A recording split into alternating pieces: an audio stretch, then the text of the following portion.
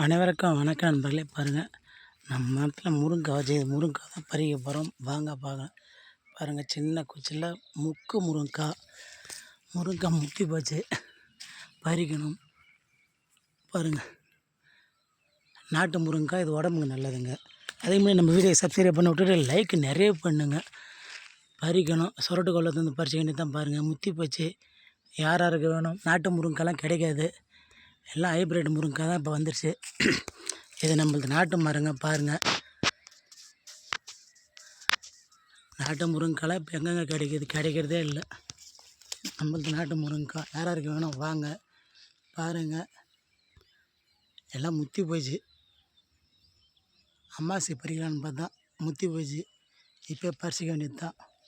முத்திச்சுன்னா நல்லா இருக்காது. பறிப்போம், பறித்து சாப்பிடுவோம். அதுக்கு மேலே நம்ம வீடியோ சப்ஸ்கிரைப் பண்ணிவிட்டு லைக் பண்ணுங்கள்.